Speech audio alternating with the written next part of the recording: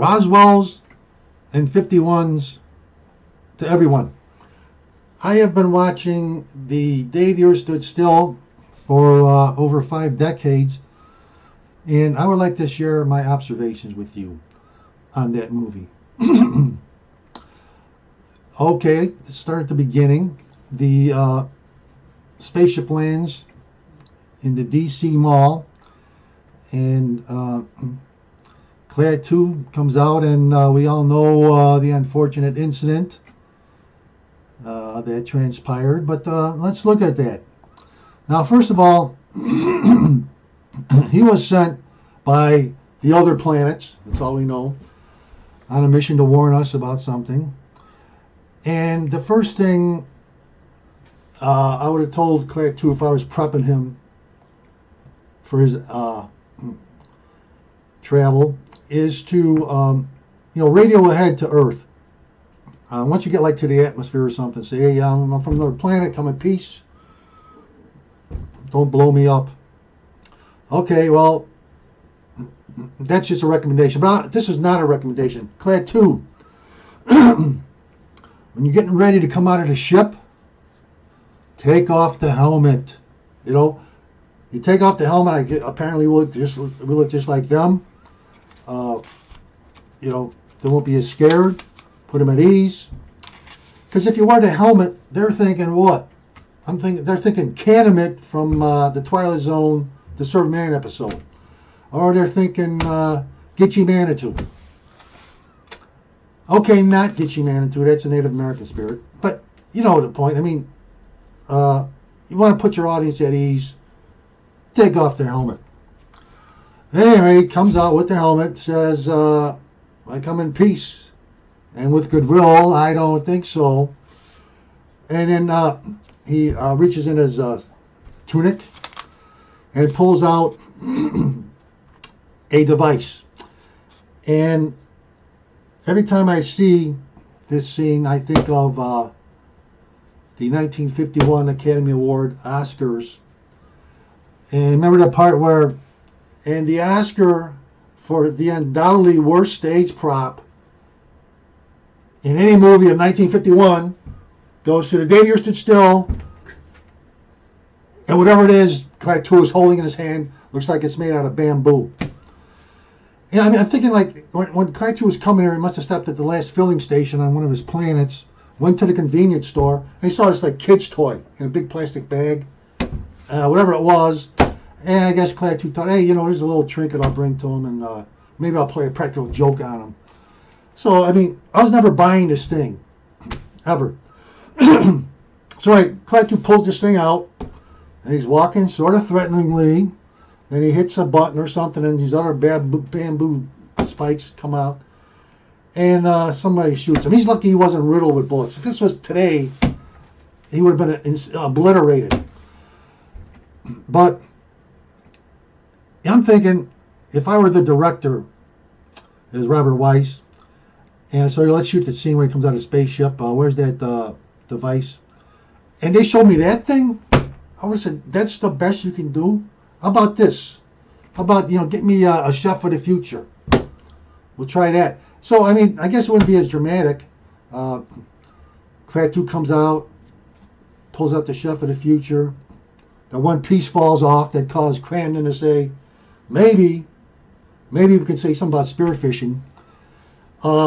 That part that falls off causes the guy to shoot him. Klatuu gets knocked down, and he says, it was a gift for your president. With it, he could core an apple.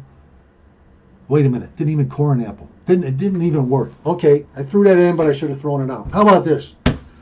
Klatuu comes and says, I come in peace, and here comes Gort with a hand truck and a big cardboard box and unloads it. And he comes back and he unloads about 20 other big boxes. And he says, it's a gift for your president. It's an interocitor. See if you could assemble it from scratch. Well, that didn't happen. So anyway, Klatuu gets shot. And then, I tell you, when I was a kid, saw that movie, and there's Klatuu there. All of a sudden, there's Gort standing. I go, wow, where did this guy come from? I mean, it scared the heck out of me for about 20 years. And, as an aside, I'm not getting political, but and if you saw Gort standing there and Vice President Pence standing next to him, wouldn't you think they're father and son? I mean, they look related to me. That's all I'm saying. There's nothing subversive about that. They just look like the same to me. Another thing, like when I look back at Gort, was it really that formidable? I think number one, don't tell me one blast from a tank is going to like knock him over at least. And I don't know if they keep 4 or 5 tanks lay into him. I don't know. I mean, how about this? Gort's standing there. You dig a pit in front of him, like maybe 30 or 40, 50 feet, and you shove him in. How's he going to get out of that? I mean, he can't fly, can he? And he's not all that mobile. In fact, let me ask you this. Who would win in a race? Gort?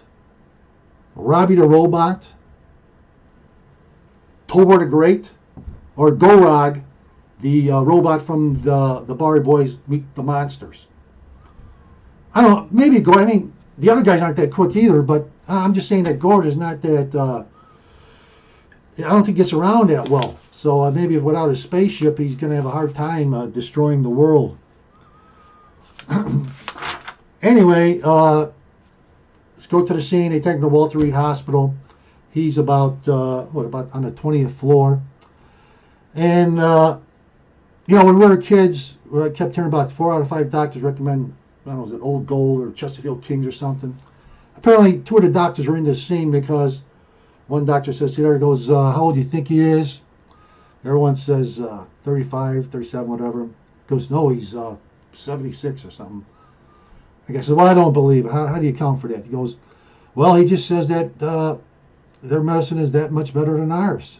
And right when he's saying that, he's handing the other doctor a pack of cigarettes and they both light up. So I'm thinking, hey, Klatuu, touche on that, man. I got to go with your medicine. So anyway, here comes Mr. Harley, the representative of the president. He says, yeah, what's up? He goes, yeah, I got a message for everybody. He goes, well, this can be hard to do. I'll try and set up. Comes back.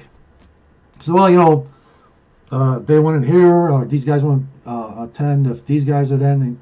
And Klatuu said, my patients are wearing thin, I got something to say. And I'm thinking, hey, they must have deleted that scene. Remember the scene where Harley says, hey, you want to give a message to the whole world? I'll tell you what, tomorrow at noon, we'll put you on every radio station, every television station, every shortwave hookup, and anything else we could think of. And you can broadcast your message if you want every hour for 24 hours. And by then, just about everyone will have heard it. And I think by the time he landed, the whole world knew. Remember opening scenes? A broadcast from Calcutta, London, Paris, Italy. So, well, somehow that scene didn't make it in there. Now, so Harley tells Klatuu, well, you got to stay here. You understand why, and I'll be back. And Klatuu gives that smile. And now, think of this, Klatuu. That old saying, gob, but I bet he's got a soft hand under a hen. This is Klatuu. This guy's got some serious burglary skills. He picks the lock on Walter Reed in his hospital door. Somehow evades the guards, which I assume were there. Steals Major Carpenter's dry cleaning, some of his clothes apparently, and his identity. And then even later on, he picks the lock on Professor Barnhart's study. Now, hey, if you did that back on your own planet, Klatuu, what would Gort do to you? Wouldn't he fry you? Will you come here and commit multiple felonies like that? Anyway, this is weird. Okay, he gets out of the hospital, and he's got Carpenter's clothes on. And boy, that Mr. Carpenter was a nice dresser, by the way. Now, if it was today, Klatuu would be wearing sweatpants. So anyway, Klatuu's walking down the street, and you hear the newscast playing. He's not a monster. He's not 8 feet tall. He doesn't have tentacles, but he is a monster on the loose. And I'm thinking, wait a minute. No one took a photo of this guy, a visitor, strange visitor from another planet. Nobody takes a picture. I mean, they didn't have cell phones, but they had cameras, for crying out loud. They had television. Okay, so maybe in all the haste and the confusion, no one took a picture. But you know what? Mr. Harley spoke to Klatuu and the doctors did. How about a composite sketch? I mean, what does he look like? Well, he looks like a human being, actually. Sort of tall, angular, nice hair. Not scary looking at all. You know, so you could at least have done that. But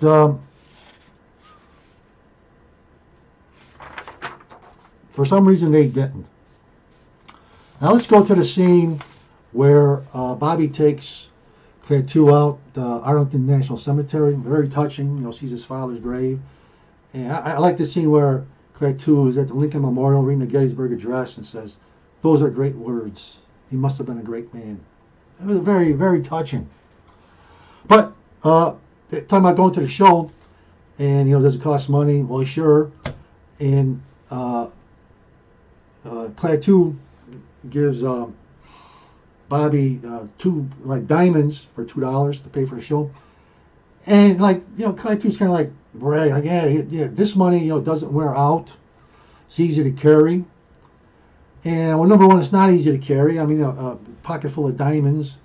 And you know what? If you got to carry a pocket full of diamonds, what's the inflation rate on that planet up there? I mean, geez. Anyway, another thing it talks about. Well, they don't wear out. Well, our money might wear out. I mean, I guess they replenish it every so often. Well, it's never been a problem. So, of course, if Klatuu came today with the diamonds, little Bobby could have said, "Haven't you heard of Buy It Now or PayPal or stuff you just swoop?" Anyway, so he goes to see Barnhart, picks the lock, makes the corrections. Then Barnhart comes and sends for him. And he's really nice to Barnhart to begin with. He says, "It's a clumsy way to introduce myself. Does it work? Yeah, it got me from one planet to another. I am Klatuu." And Professor Barnhart is, "Oh man, I got a lot of questions for you." But then right away, here comes Klatuu. "Yeah, we know you got a rudimentary form of atomic energy, and one day you'll apply it to rockets, and that would pose a threat to the rest of us. And of course, that we cannot allow."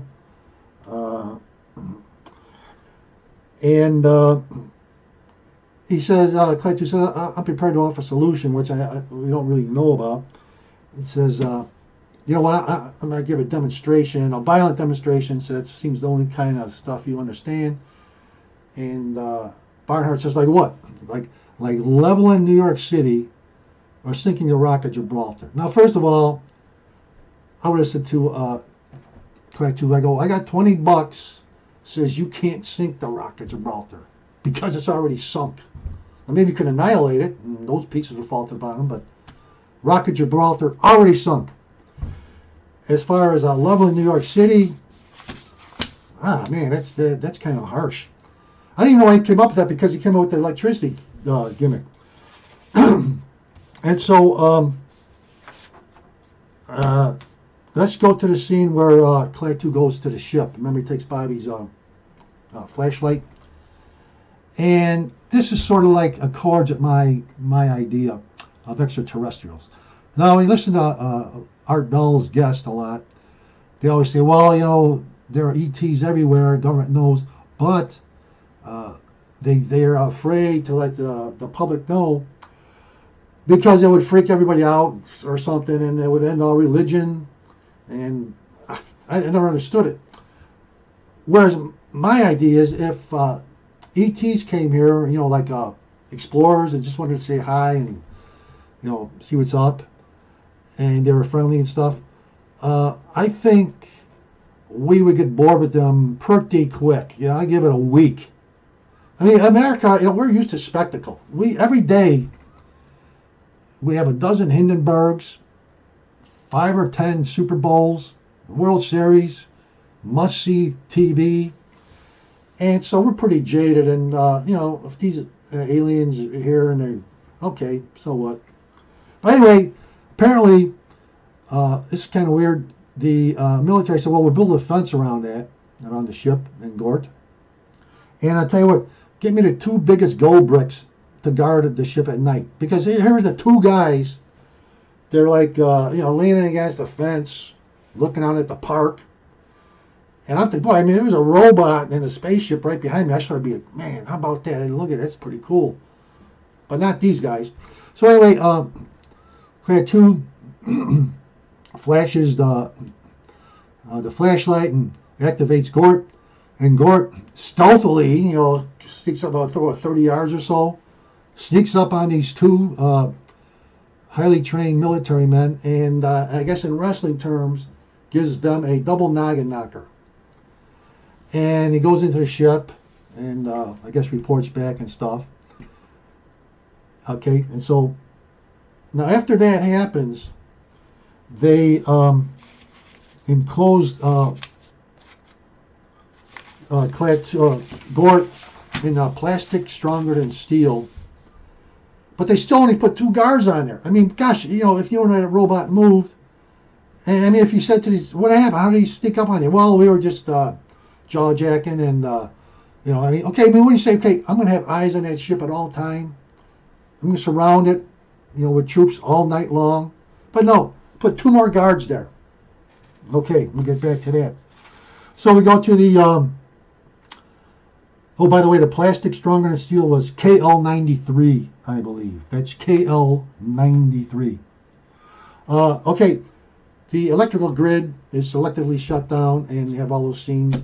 And one that always struck me, I guess, because when I was a kid when I first saw it, was the guy trying to make the milkshake. And it's like, I say, hey, Mac, where's that milkshake at? And, hey, don't worry, buddy. It's not working.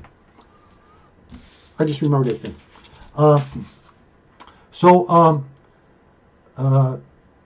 We know the robot moved, and no one knows where Klatuu is, and still no one's thought of making a composite sketch of him. In fact, even at this point, they showed 2 pictures of him in his helmet. So anyway, move to the end. They're in the cab, and Klatuu's Klatuu's telling Helen Benson, Gort, he can destroy the world. So if something happens to me, you gotta tell Gort, Klatuu, barrada, Nikto. And then, of course, they track down the cab, and Gort, senses it and defrosts the KL93. And I'm thinking, since Klatuu was threatening us nonstop, once he got shot for the 2nd time in about a week, wouldn't he just think, hey, let Gort destroy this place. I'm done. But all of a sudden, he wants to, he cares about the Earth. And I understand, too, originally when they were doing this movie, they were going to write in a sort of a romantic liaison between Klatuu and Helen. But, I don't, never came about. So anyway, back at the ship, he's melting the plastic, and there's the 2 more guards just looking around. And but they hear something going on. They turn and they see Gort, starting to move towards him. And now at that point, what do you do? Do you A, go to the Jeep, call for backup, or do you B, walk towards Gort? Well, they walked towards Gort, and they were incinerated. Okay, so here's another puzzling scene. Klatuu's body is placed in a jail that apparently is in Dodge City. I mean, did you see this jail? Little cot, bars on the window looking out to the alley. And I mean, this is the same cell, I think, that Otis the drunk used to sleep in. So, and then you see the, I guess who's in charge over there at the jail. The guy goes, bring me in a squad of men to guard, this Klatuu guy. But not in time. And I guess first question is, how far is it from the spaceship to the jail? Because I'm thinking, I mean, Gort sort of stands out. He doesn't walk that fast. He walks kind of funny. He's 8 feet tall, and he's a killer robot. Nobody saw him walking from the ship to the jail. Goes into the alley. Nobody sees him. Blasts a hole into the cell. Picks up, as Slip Mahoney would say, the corpus delicious, and carries him back to the ship. And I'm like, man, I mean, what's going on in D.C. for crying out loud? I mean, this sort of like, calls into question the entire performance of the military and the police in this movie. And number one, Klatuu gets out of the Walter Reed Hospital. Gort, we're told, is on the loose. He's able to walk all the way to wherever the jail is and all the way back. I'm telling you, if Klatuu would have stayed another week, that door would have been jimmied, all the electronics would have been stolen, and the outer shell would have been covered in graffiti. That's a fact. Anyway, we have the scene where Gort regenerates, or whatever, Klatuu back to life, at least temporarily. And now, I can sort of see Klatuu's side. I mean, I could see Klatuu reporting out when he goes back. Goes, well, I was there a week, I got shot twice, and I was killed, by the way. So, yeah, I mean, they are violent. Anyway, Klatuu gets brought back to life. And one of the great movie quotes ever. Helen Benson's looking, with eyes popping out. Klatuu comes back to life and says, hello. And she goes, I thought you were. He goes, I was. Anyway, now, at the end,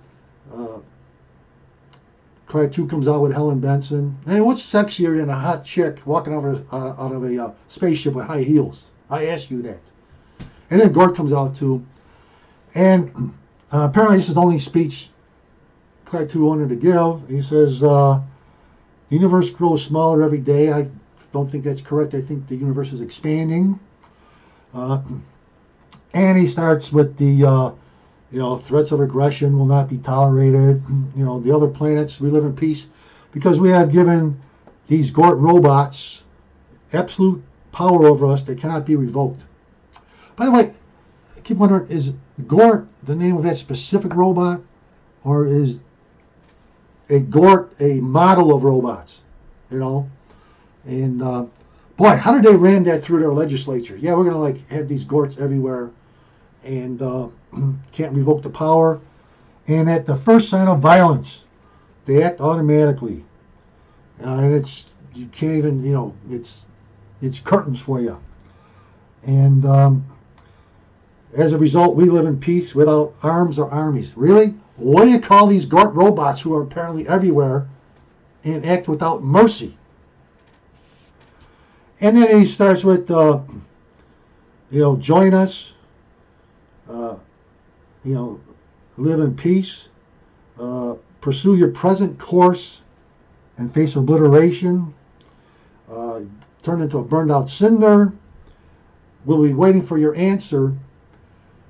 And then Klatuu does this weird thing. He's getting ready to leave, and he sort of stops and looks at Helen Benson and says, hey, see you later. And she smiles like, what is that about? Didn't they just try to turn us into a burned out cinder?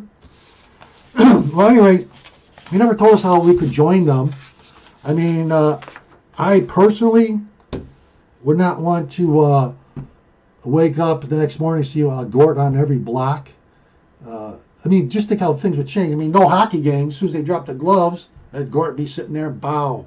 Football, pow. he says the only right we gave up was the right to act not improperly. But anyway, it's called the First Amendment, buddy. We have the right to act like idiots because of our First Amendment. I don't think we want to give that up. Well, at least I don't. Now, finally, just to wrap this up,